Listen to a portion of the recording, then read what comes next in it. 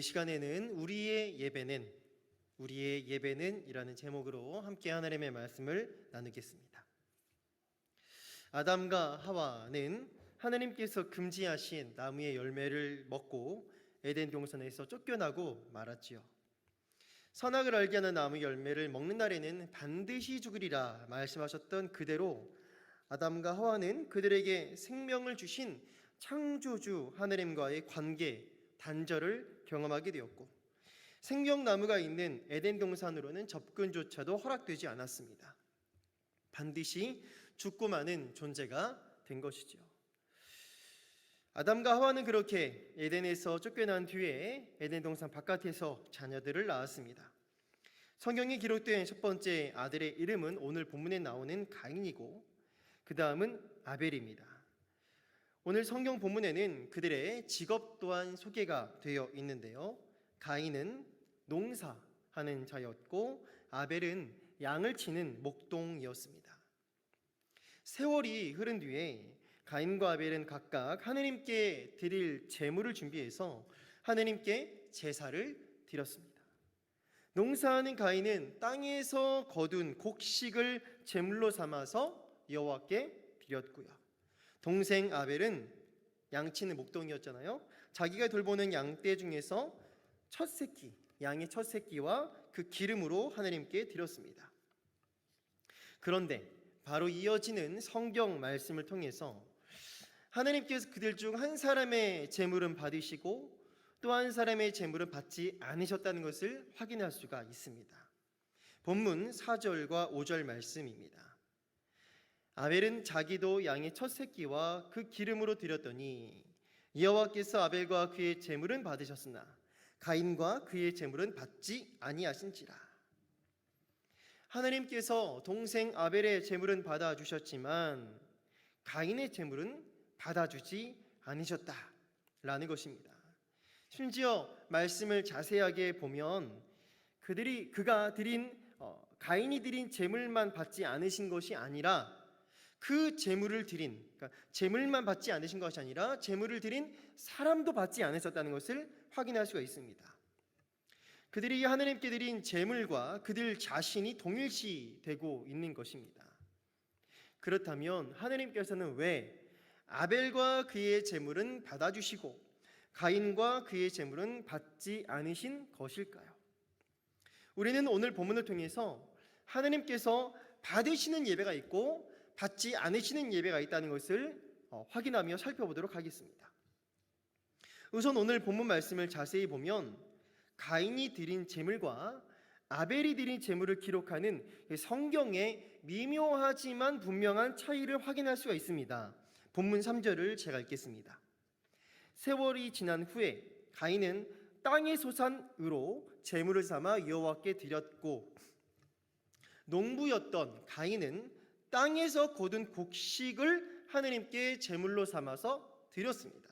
그런데 성경에는요, 이 가인이 제물로 드린 이 땅의 소산물에 대한 그 어떠한 부가적인 설명도 기록되어 있지 않습니다. 그것이 처음 것이었는지 혹은 나중 것이었는지, 그것이 좋은 것이었는지 나쁜 것이었는지에 대한 그 어떠한 형용사적인 설명도 없다는 것이죠.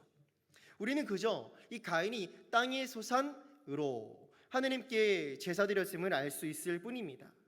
반면에 동생 아벨이 드린 제물은 조금 다르게 기록이 되어 있습니다. 본문 4절 말씀입니다. 아벨은 자기도 양의 첫 새끼와 그 기름으로 드렸더니, 성경은 단순히 아벨도 그가 기르던 양떼 중 하나를 가져와서 제사 드린 것으로 기록하고 있지 않습니다. 아벨은 많은 양떼 가운데 그냥 한 마리를 그냥 잡아다가 하나님께 드린 것이 아니라 양들 중에서도 첫 번째 새끼를 선별하고 그 양의 기름으로 드렸다라고 기록하고 있는 것이죠. 성경에서 처음 것은 매우 중요한 의미를 갖습니다. 출애굽기를 보면 가축의 태에서 처음 난 것을 다 구별하여 여호와께 돌리라 라고 말씀하셨고, 또한 처음 거둔 열매의 가장 좋은 것을 가져다가 하나님께 드릴 것을 말씀을 하셨습니다.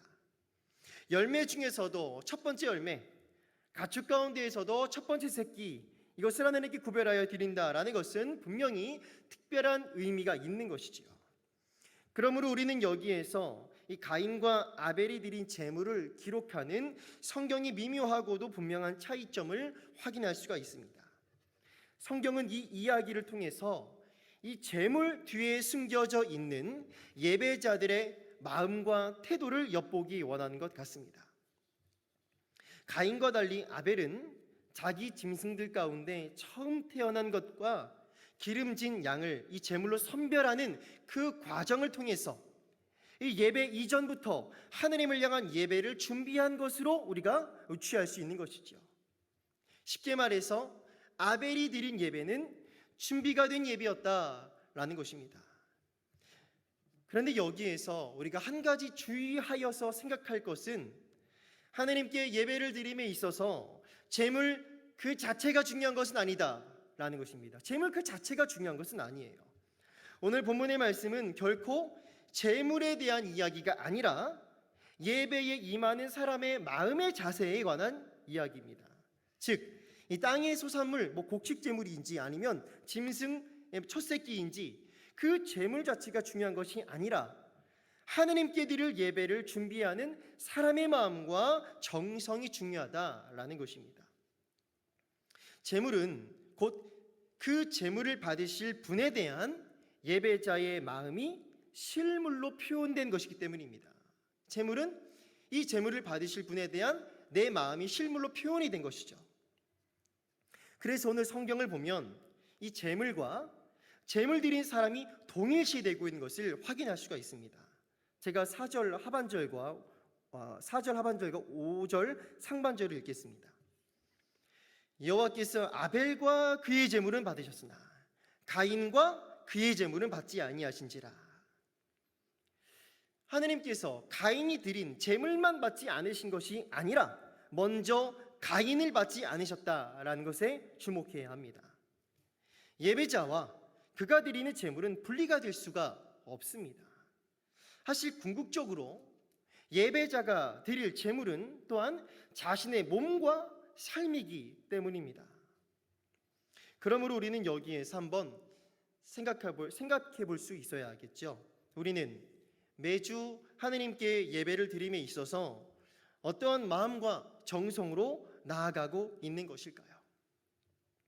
그저 예배 드릴 날짜가 또 다가왔으니까 습관적으로나 또는 여기에 계신 분은 최소한 없을 것 같긴 한데 억지로 나아가고 있는 것일까요? 아니면 주님 예배할 날을 기다리며 사모하다가 준비된 마음과 정성으로 나아가고 있는 것일까요? 이것은 헌금과 봉사에 있어서도 마찬가지입니다.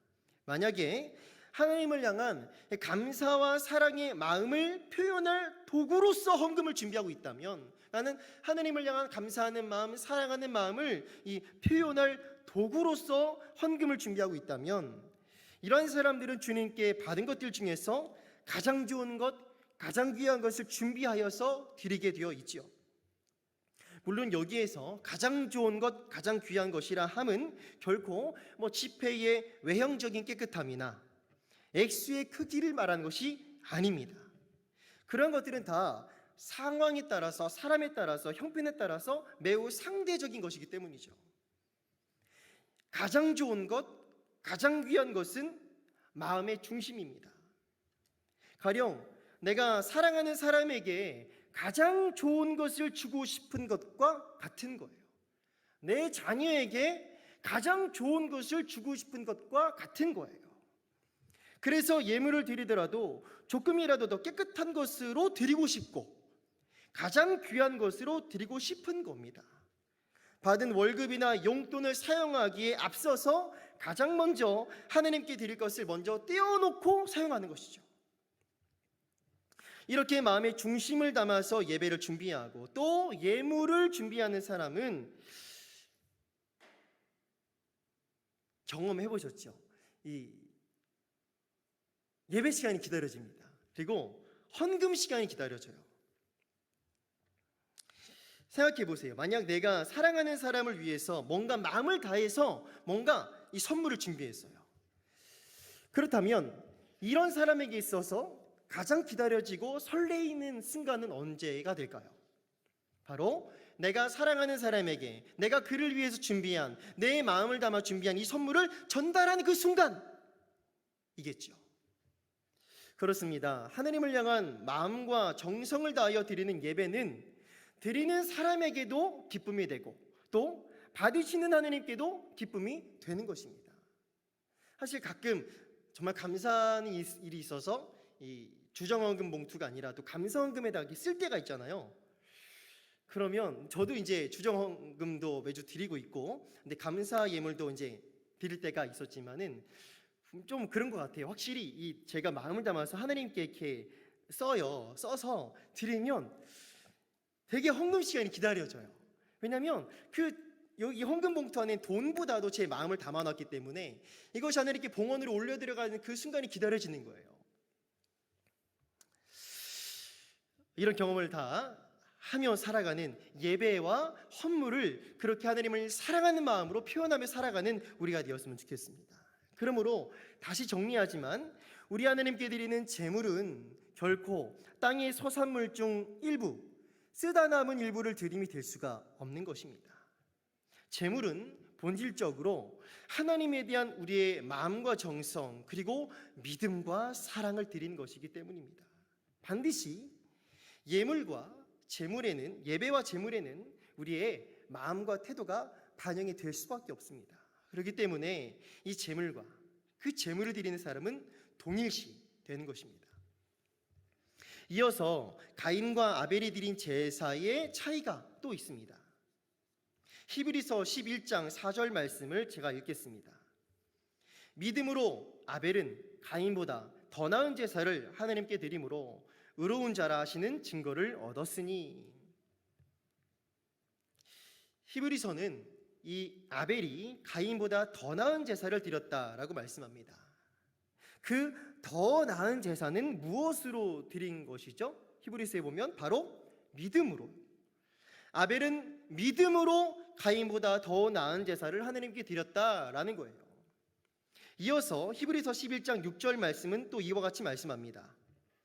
믿음이 없이는 하나님을 기쁘시게 하지 못하나니 하나님께 나아가는 자는 반드시 그가 계신 것과 또한 그가 자기를 찾는 자들에게 상 주시는 이 심을 믿어야 할지니라. 하나님께 나아가는 사람에게는 두 가지 믿음이 있어야 한다는 것입니다. 먼저는 하나님이 계시다는 것을 믿는 믿음입니다. 이 하나님이 계시다는 믿음이 없다면 아무리 수많은 예배의 자리에 참석했다고 할지라도 그것은 결코 하나님을 기쁘시게 하는 예배가 될 수 없다라는 것이죠. 사실 믿음이 없이 드리는 예배는 이미 예배가 아닌 것입니다. 예배는 구경하는 행사가 아니지요. 그저 살아가는 데 유익한 어떤 훈화 말씀을 듣는 자리도 아닙니다. 그저 내 마음을 그냥 터치받고 위로받고 돌아가는 자리는 더더욱 아닙니다. 예배는 지금도 여기에 살아계시는 창조주 하나님, 지존하신 하나님을 만나는 자리이고 그분 앞에 엎드리는 자리임을 우리는 잊어서는 안 됩니다. 이처럼 이렇게 살아계신 하나님에 대한 분명한 믿음이 있는 사람이 드리는 예배는 그 준비부터 다를 수밖에 없습니다.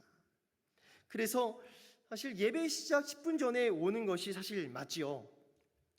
한 나라의 대통령을 만난다고 해도 10분 지각은커녕 심지어 1시간 전에 미리 도착해 있어야 하는 것이 예의인데, 예배는 한 나라의 대통령 정도가 아니라 만왕의 왕이시고 만군의 여호와이신 하나님을 배우는 자리이기 때문입니다. 이처럼 하나님이 정말 계시다는 것을 믿는 믿음은 예배에 대한 태도로 이어지게 되어 있습니다. 이어서 하나님께 나아가는 사람에게 꼭 반드시 있어야 되는 두 번째, 하나님이 어떤 분인지를 바르게 알고 믿는 믿음입니다. 그가 자기를 찾는 자들에게 상 주시는 이심을, 하나님 그가 자기를 찾는 자들에게 상 주시는 이심을 믿어야 할지니라 라고 히브리서는 말씀합니다. 하나님은 살아계실 뿐만 아니라 우리를 사랑하시며 자기를 찾는 자기 백성들에게 응답하여 주시는 좋으신 아버지라는 거예요. 바로 이러한 믿음으로, 하나님에 대한 올바른 믿음으로 하나님께 나아가며 구하고 찾고 두드리며 또 우리의 마음과 정성을 드릴 줄 아는 참된 예배자가 되기를 소망합니다. 하나님은 바로 이러한 믿음으로 나아가는 예배와 예배자를 기뻐하신다라는 것입니다. 내가 서 있는 지금 이 자리가 지존하시고 위대하신 만군의 주 하나님을 배옵는 자리임을 자각하고 우리의 준비된 마음과 정성을 하나님께 올려드리며 또한 가장 좋은 곳을 응답하실 하나님을, 상주실 하나님을 기대하고 신뢰하는, 하나님을 기쁘시게 하는 예배자가 되기를 소망합니다. 다시 창세기 본문으로 돌아와 보겠습니다. 하나님은 아벨과 아벨이 드린 제물은 받으셨지만 가인과 그가 드린 제물은 받지 않으셨다라고 했습니다. 한마디로 가인은 하나님께 예배 드리는데 실패한 겁니다. 그런데 이에 대한 가인의 반응이 눈에 띕니다.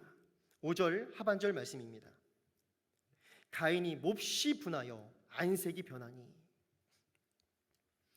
가인은 하나님께서 자기가 드린 예배를, 제물을 받지 않으시자 몹시 분하여 안색이 변합니다. 사실 이러한 모습이 바로 예배에 실패한 사람의 삶의 모습과 같습니다. 본문 6절과 7절 말씀을 우리 성도님들이 한번 읽어보실까요? 본문 6절과 7절 말씀입니다. 다 같이 시작.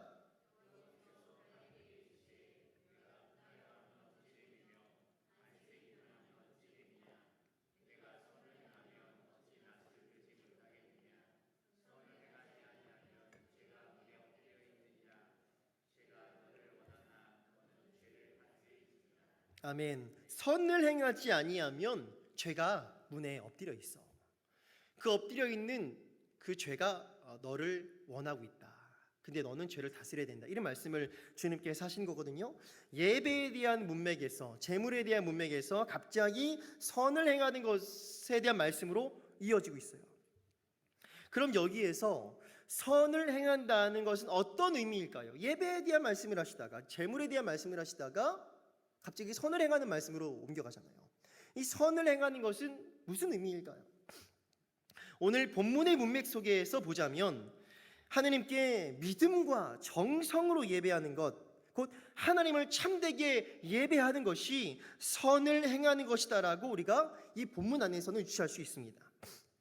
즉 하나님을 참되게 예배하는 그 올바른 일에 실패하면 곧 죄가 우리를 무너뜨리기 위해서 문 앞에 엎드려 있게 된다라는 말씀으로 이해할 수 있다라는 것입니다.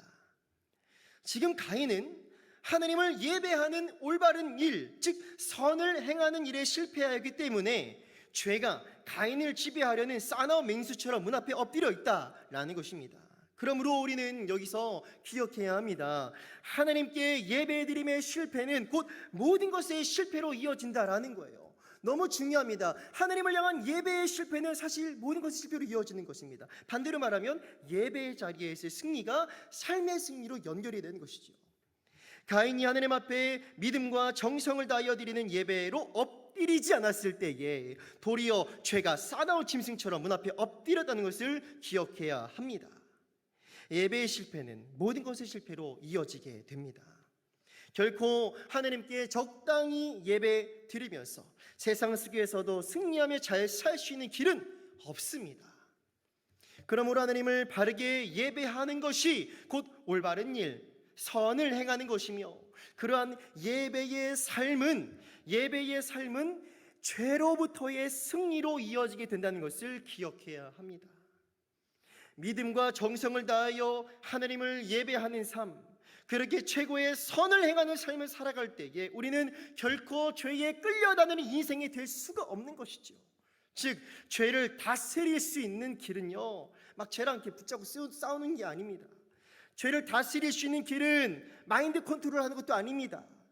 하나님 예배하는 삶을 적극적으로 살아가는 것이 죄를 다스리는 지름길입니다. 우리의 몸을 하나님이 기뻐하시는 거룩한 산제물로 드리는 영적 예배의 삶을 살아갈 때에 우리는 세상에서 승리하고 죄를 다스리며 하나님의 복을 누리고 흘려보내는 복된 인생이 된다라는 것입니다. 우리의 일상의 승리는 예배의 승리로부터 나오는 것입니다. 그래서 예배가 너무너무 중요한 거예요. 그러나 안타깝게도 가인은 이에 실패하고 말았습니다. 오늘 본문 8절 말씀을 성도님들께서 읽어보겠습니다. 8절입니다. 다 같이 시작.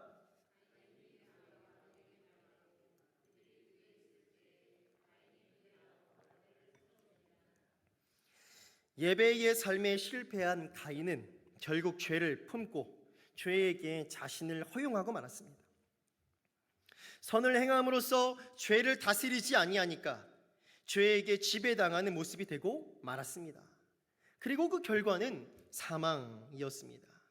시기심과 분노에 사로잡힌 가인은 하나님의 경고의 말씀도 무시한 채 아무런 잘못도 하지 않은 자기 동생을 쳐 죽이고 말았습니다.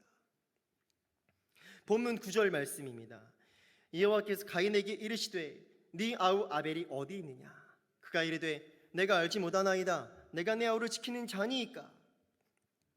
하나님은 아벨을 죽인 가인을 찾아오셔서 먼저 내 아우 아벨이 어디 있느냐라고 질문하십니다.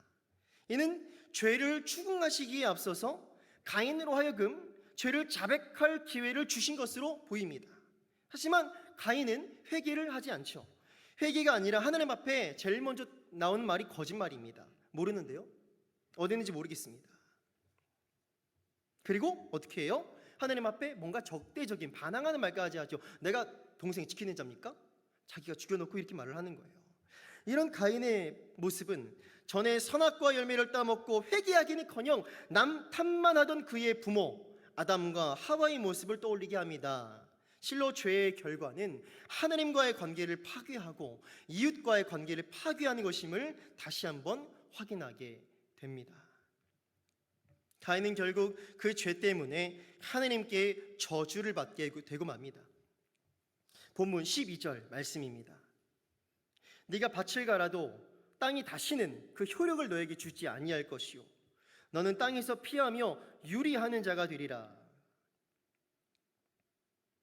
이제 밭을 아무리 갈아도 아무리 농사를 해도 땅으로부터 다시는 그 효력을 얻을 수가 없는 인생이 되고 말았습니다. 가인은 뭐였어요? 직업이 농부였어요.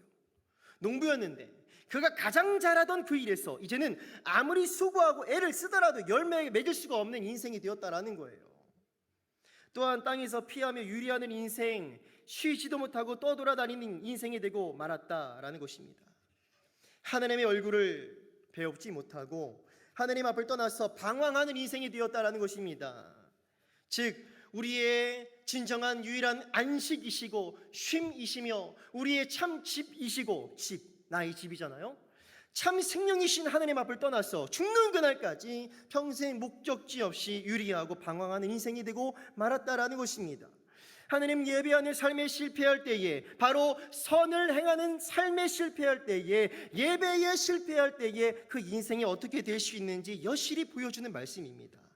하나님을 예배하는 자리에서 벗어날 때에, 하나님을 예배하는 자리에서 벗어날 때에 우리는 결코 죄를 다스리는 승리하는 삶을 살 수가 없습니다. 이제 오늘 말씀을 정리하겠습니다. 선한 일은 궁극적으로 믿음과 사랑으로 하나님을 예배하는 것이고 그러한 예배의 삶으로 하나님께 영광 돌리는 것입니다. 그렇게 우리의 몸을, 나의 몸을 하나님이 기뻐하시는 거룩한 살아있는 제물로 하나님께 드리는 그 영적 예배의 삶이 될 때에 악한 자는 우리를 감히 만지지도 못하고 더러운 죄악에 결코 지배를 당할 수가 없으며 오히려 죄를 다스리는 하나님 주신 승리를 누리는 인생이 된다라는 것입니다. 승리는 다시 고백하지만 예배의 자리에서 시작됩니다.